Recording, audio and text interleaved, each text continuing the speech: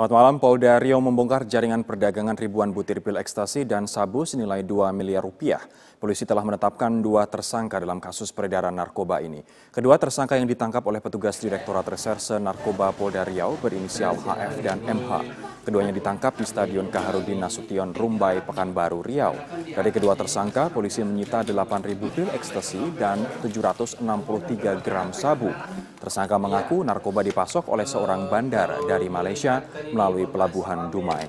Dan dalam sekali pengiriman narkoba, tersangka mendapat upah senilai 10 juta rupiah.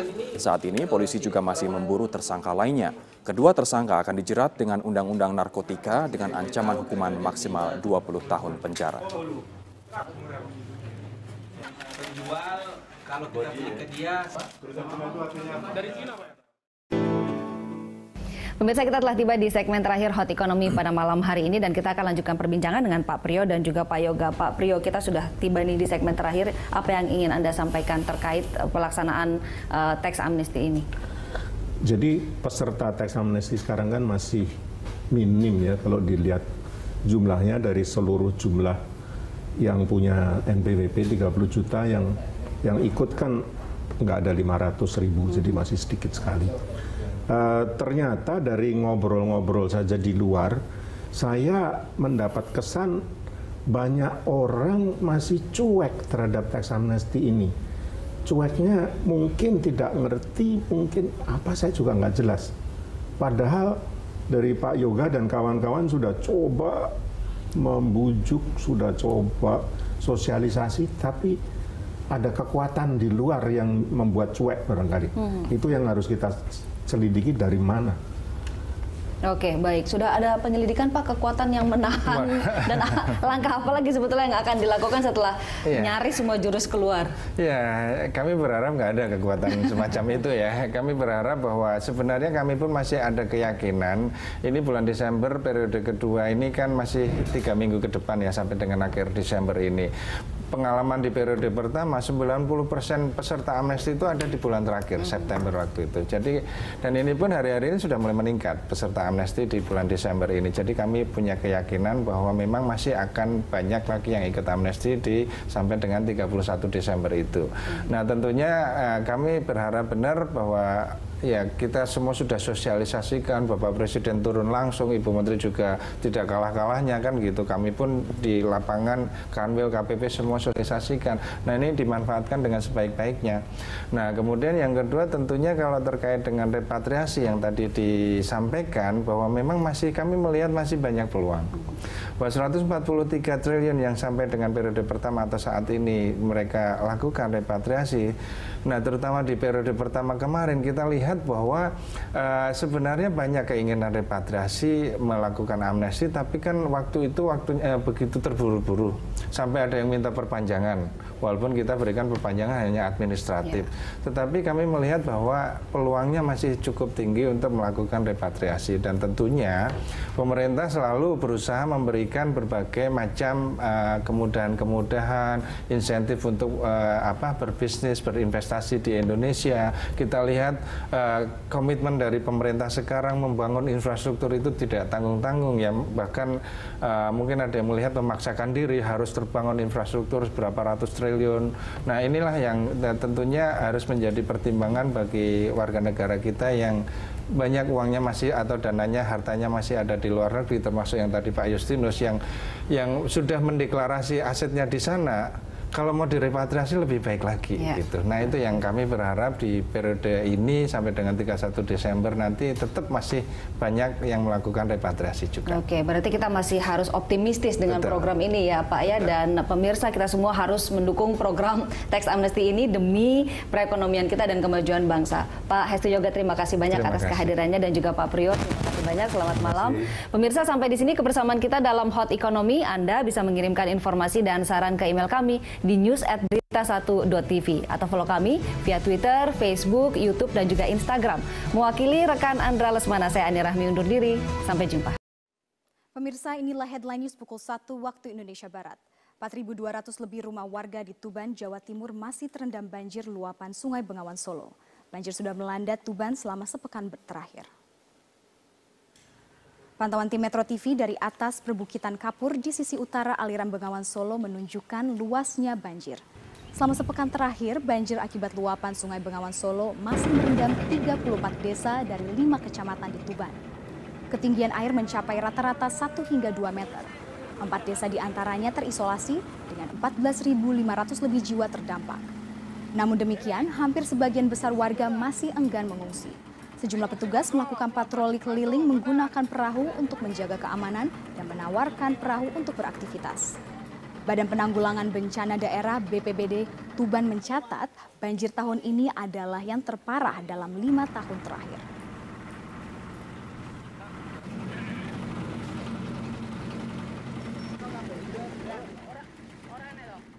Bismillahirrahmanirrahim. Assalamualaikum warahmatullahi wabarakatuh. Pertama-tama saya ingin menyampaikan terima kasih kepada seluruh jajaran pimpinan KPK yang telah menginformasikan mengenai kejadian operasi tangkap tangan terhadap salah satu staf di Direktorat Jenderal Pajak. Tentunya saya sangat kecewa terhadap tindakan dari aparat pajak, terutama pada saat kami semuanya sedang di dalam proses untuk membangun kembali kepercayaan wajib pajak melalui suatu program tax amnesty yang ini menggambarkan dibutuhkannya kepercayaan dua belah pihak, yaitu dari wajib pajak dan juga dari aparat pajak. Tindakan yang dilakukan oleh Oknum HS dari Direktorat Jenderal Pajak mencerminkan suatu pengkhianatan terhadap prinsip-prinsip tata kelola yang baik, integritas, dan kejujuran yang selama ini merupakan nilai-nilai yang dianut oleh Kementerian Keuangan dan Direktorat Jenderal Pajak. Jadi ini merupakan suatu tindakan yang mencederai nilai-nilai dan tentu juga mencederai kepercayaan dari koleganya yang lain. Seperti dikatakan oleh pimpinan KPK, Pak Agus, bahwa sebagian besar dari jajaran Direktorat Jenderal Pajak adalah para aparat yang punya komitmen tinggi untuk membangun institusi pajak menjadi institusi yang bisa dipercaya oleh publik untuk mengumpulkan kewajiban sangat mengecewakan bagi seluruh jajaran Direktorat Jenderal Pajak dan tentu bagi pimpinan di Kementerian Keuangan, termasuk saya sendiri secara pribadi yang sangat kecewa. Kami Kementerian Keuangan, saya sendiri akan terus mendukung langkah KPK untuk mengusut kasus ini secara tuntas. Kasus ini sudah masuk di dalam proses penegakan hukum dan oleh karena itu Kementerian Keuangan akan berkomitmen membuka akses yang seluas-luasnya bagi KPK untuk mendalami kasus ini. Karena saya sangat menginginkan bahwa momentum ini akan menjadi salah satu trigger atau pemicu yang kredibel bagi pembersihan dan perbaikan Direktorat Jenderal Pajak.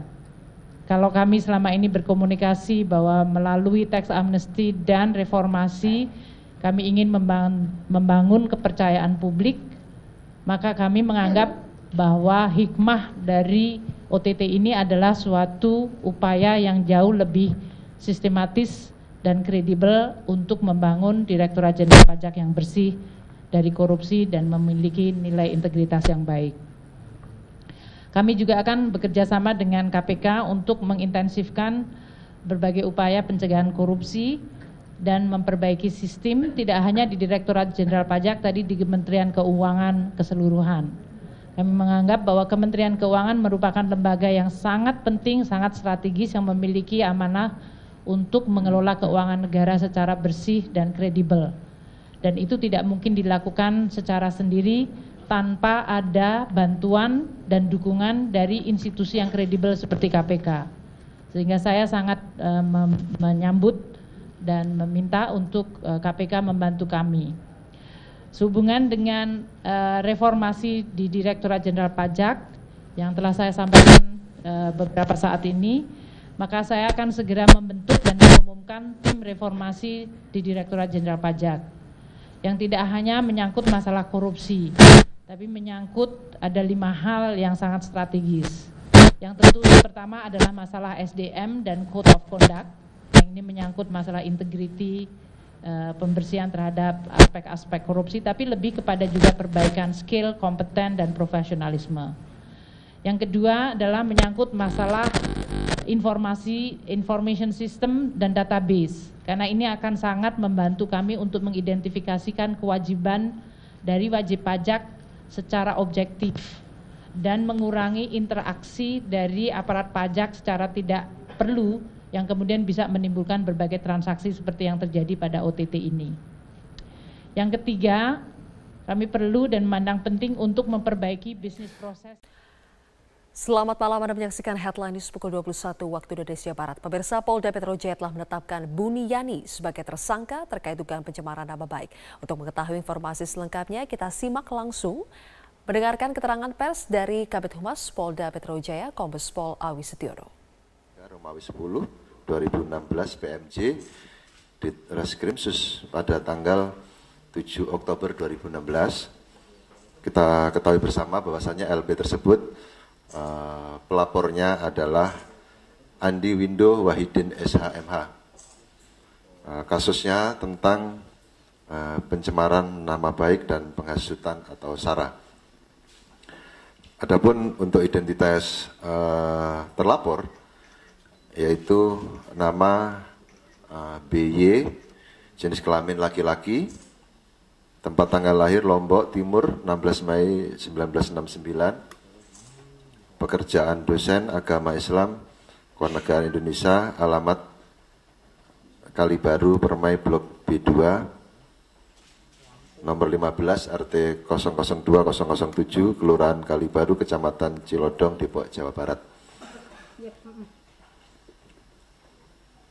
Hasil dari proses penyidikan selama ini yang telah dilakukan oleh Subdit Cybercrime Polda Metro Jaya sudah melakukan pemeriksaan terhadap saksi-saksi, kemudian saksi ahli, sampai dengan hari ini kita telah melakukan pemanggilan terhadap terlapor. Tadi pagi sekitar jam berapa tadi Pak Roberto? Jam 11 ya. Ya, kita panggil jam 10, jam 11 hadir sebagai saksi, dan tadi sampai dengan pukul sekitar 19.30 ya. Selesai dilakukan pemeriksaan sebagai saksi. Namun demikian dengan hasil pemeriksaan, hasil konstruksi hukum, pengumpulan alat-alat bukti dari penyidik pada kesempatan malam hari ini sekitar pukul 20.00 dengan bukti permulaan yang cukup, yang bersangkutan saudara BY kita naikkan statusnya menjadi tersangka. Bahwasanya yang bersangkutan dari tuduhan persangkaan oleh pelapor terkait dengan pencemaran nama baik dan penghasutan SARA yang dapat kita penuhi terkait dengan unsur-unsur perbuatan pidananya, yaitu terkait dengan. Kita beralih ke informasi. Penyidik Polda Metro Jaya memanggil sejumlah saksi untuk mendalami kasus penghadangan kampanye yang terjadi pada pasangan Cagup dan Cawagup DKI Jakarta, Basuki Cahayapurnama dan Jarod Saiful Hidayat di kawasan Kembangan Utara. Cawagup petahana Jarod Saiful Hidayat menjadi salah satu saksi yang hadir untuk memberikan keterangan. Kita bergabung bersama dengan rekan kami Aftian Siswoyo langsung dari Mapolda Metro Jaya di Jakarta untuk informasi selengkapnya. Aftian, apa saja keterangan yang disampaikan Jarod Saiful Hidayat sebagai saksi kepada penyidik Polda Metro Jaya? Robert, hari ini Jarod Saiful Hidayat tiba di Mapolda Metro Jaya pada pukul 16 waktu Indonesia Barat, dan Jarod sempat memberikan beberapa keterangan kepada awak media bahwa terkait kehadirannya hari ini adalah berkapasitas sebagai saksi terkait kasus penghadangan ketika melakukan kampanye di kawasan Kembangan Utara. Dan di sini Jarod juga akan memberikan penjelasan serta klarifikasi atas tindak pidana pilkada yang dialami. Kemudian Jarod juga menjelaskan bahwa banyak sekali yang melakukan penghadangan ketika melakukan kampanye di kawasan Kembangan Utara, baik ketika Jarod berada di lapangan ataupun ketika melakukan sholat asar di masjid. Dan dalam minggu ini pihak kepolisian akan menyelesaikan berkas perkara dan diserahkan ke Jaksa Penuntut Umum untuk proses tindak lanjut. Dan selain Jarod, hari ini juga dihadirkan 11 orang saksi lainnya untuk memberikan keterangan. Dan hingga saat ini memang pihak kepolisian masih belum menetapkan tersangka dalam kasus penghadangan yang dilakukan oleh salah satu warga berinisial NS yang disebut sebagai komandan lapangan. Dan tadi setelah kehadiran Jarod, tadi juga hadir dalam pemanggilan hari ini adalah Ketua DPRD DKI Jakarta, Prasetyo Edy, dan di sini Prasetyo Edy mengatakan bahwa mengetahui terkait permasalahan ini, yaitu permasalahan penghadangan ketika melakukan kampanye di kawasan Kembangan Utara. Prasetyo Edy juga meskipun tidak mengikuti kampanye di kawasan Kembangan Utara, namun sebagai ketua tim hari ini datang berkapasitas sebagai saksi. Dan Prasetyo Edy juga menjelaskan bahwa ada beberapa bukti yang dibawa, termasuk yaitu bukti video dan juga beberapa bukti foto. Dan berikut merupakan pernyataan selengkapnya dari Jarod Saiful Hidayat. Terlapornya hanya NS saja yang di Kembangan itu atau ada yang lain? Saya tidak tapi kemungkinan itu kan ada banyak yang menghadang ya. Baik menghadang pada saat di lapangan maupun pada saat saya sudah ke tempatnya Pak Haji Saman dan menunaikan ibadah sholat asar, itu masih mereka ikut. Pak, PDIP sudah menyebut ada keterlibatan tokoh politik di balik penghadangan itu, siapa sebenarnya Pak? Saya nggak ngerti, tanyakan pada penyidik nanti ya. Tugasnya Panwas, tugasnya polisi untuk bisa menyidik. Robert. Baik, terima kasih Aftian Siswoyo atas informasi Anda. Calon Wakil Gubernur DKI Jakarta Jarod Saiful Hidayat mempertanyakan kinerja Badan Pengawas Pemilu atau Bawaslu yang seolah lamban memproses aksi-aksi penghadang kampanye. Peneliti Divisi Hukum Perludem, Fadli Ramadhani, menilai Bawaslu dan polisi harus menindak tegas pelaku yang mengganggu hak konstitusional paslon untuk memberikan efek jerah. Main aja ke PDIP.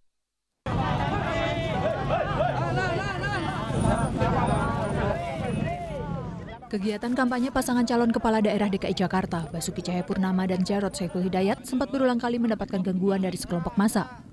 Tercatat telah lebih dari 5 kali pasangan Ahok Jarod dihadang sejak masa kampanye digelar pada 28 Oktober lalu.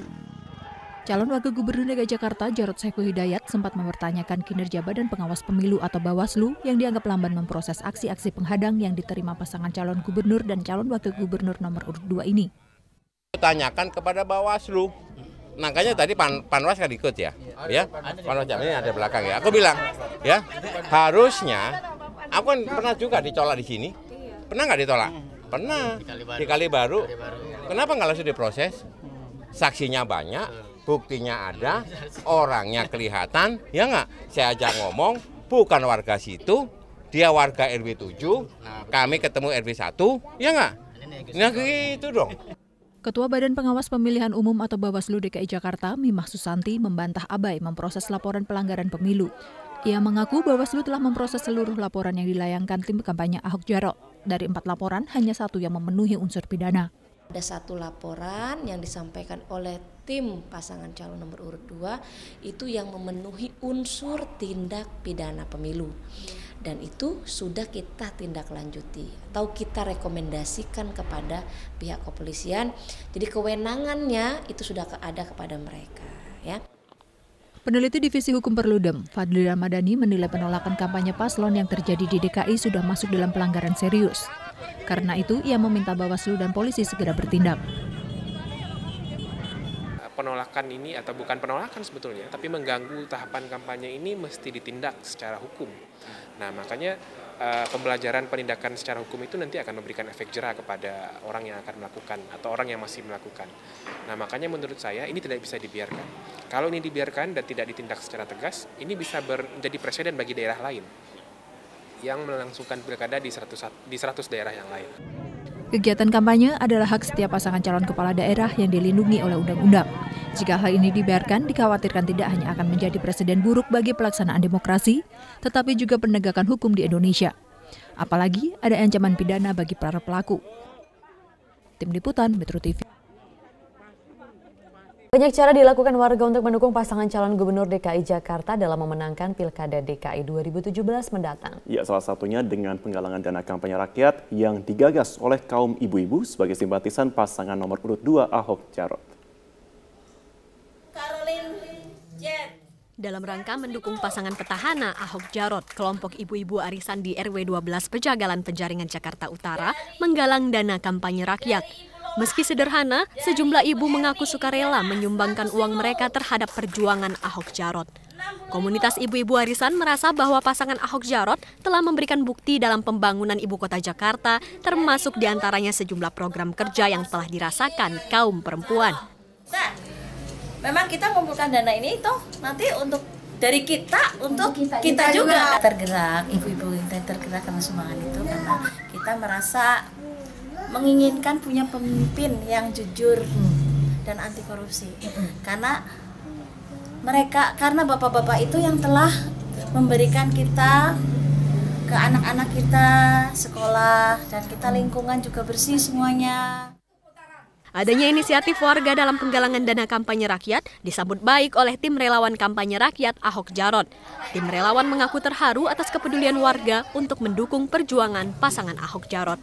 Oke, jadi dari ibu-ibu arisan di sini mereka biasa sebulan sekali memang melakukan arisan, dan pada arisan di bulan ini mereka mengundang kita dari tim penggalangan dana untuk bersama-sama melakukan kampanye rakyat untuk mendukung Basuki Jarot sebagai pasangan calon gubernur dan wakil gubernur. Jadi ibu-ibu yang arisan tadi agak bingung mau ikut berpartisipasi dalam kampanye rakyat, tapi caranya gimana? Jadi kemarin perwakilan ibu RT-nya datang ke Rumah Lembang. Para ibu berharap agar hasil dana yang dikumpulkan bisa digunakan sebaik-baiknya untuk pemenangan pasangan Ahok Jarot pada Pilkada DKI 2017 mendatang. Dari Jakarta, Muhammad Rian, Metro TV.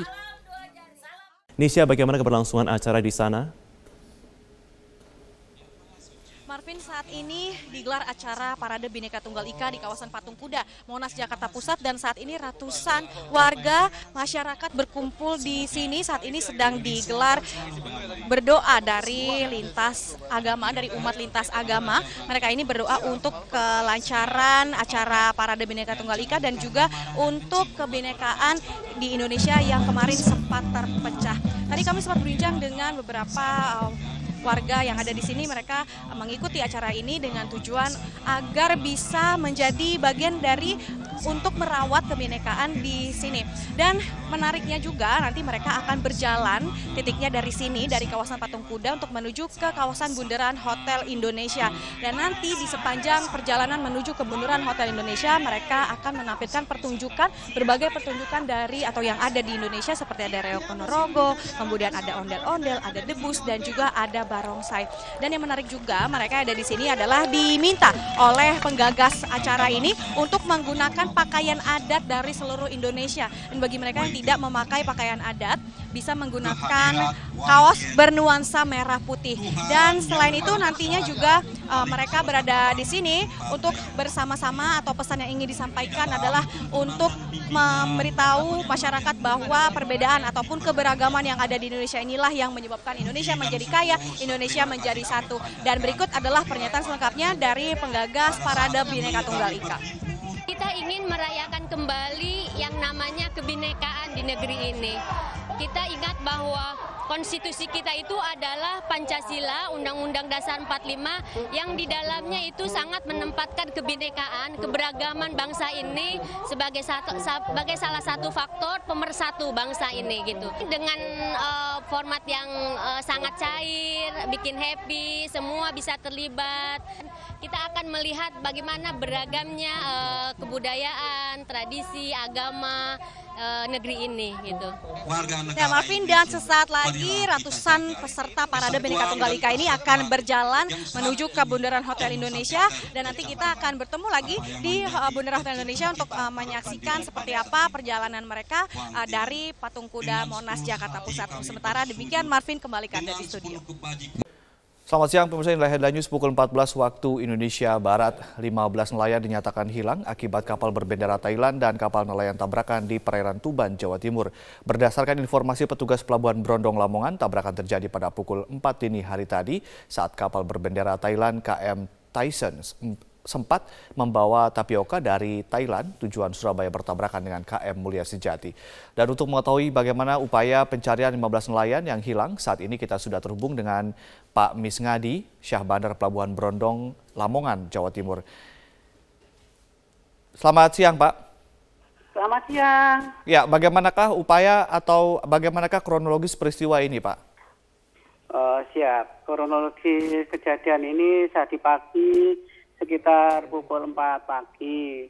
Itu kapal nelayan Mulia Sejati ditabrak MV Desen 4. Ya.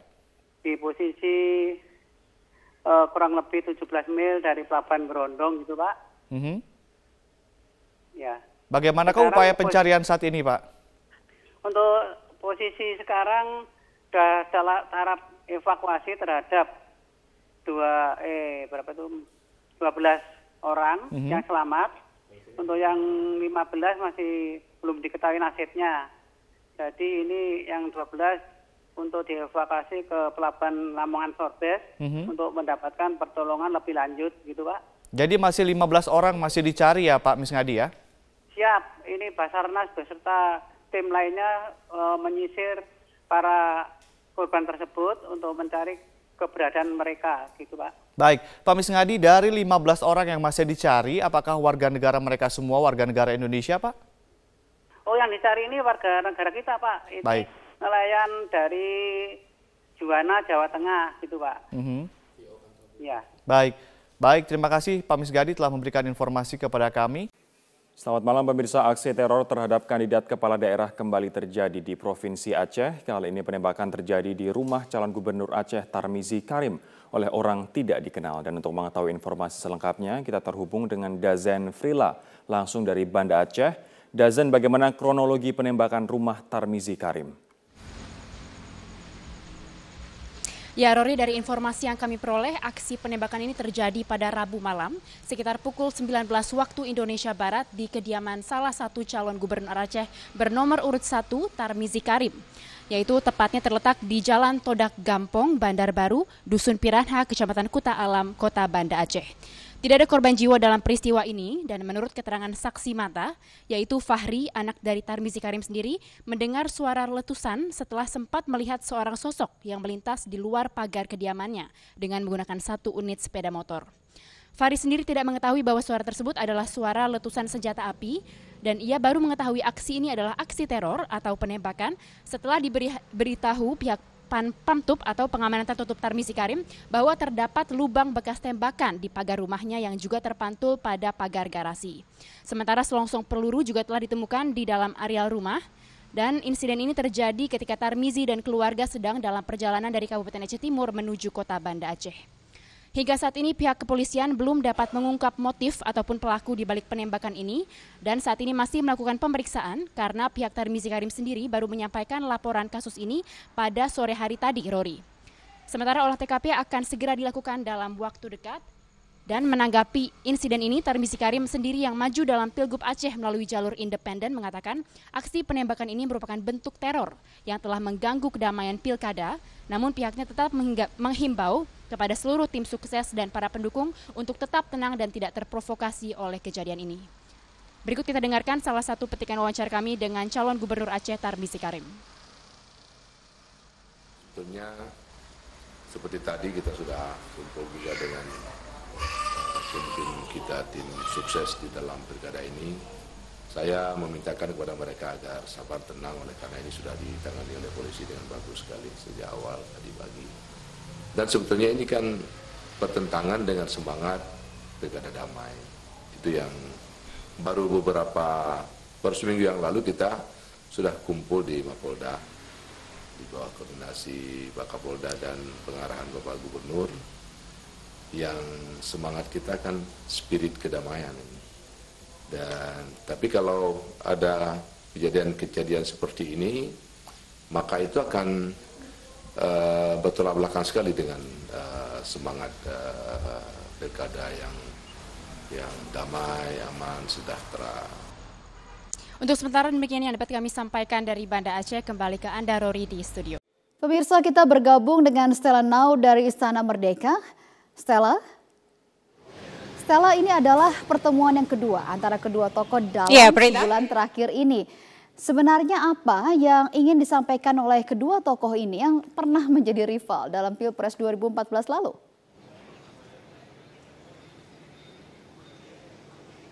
Menarik sekali satu hal yang disampaikan oleh Presiden Joko Widodo dan Ketua Umum Gerindra Prabowo tadi saat bertemu santai ya, mereka ngobrol di depan Istana Merdeka.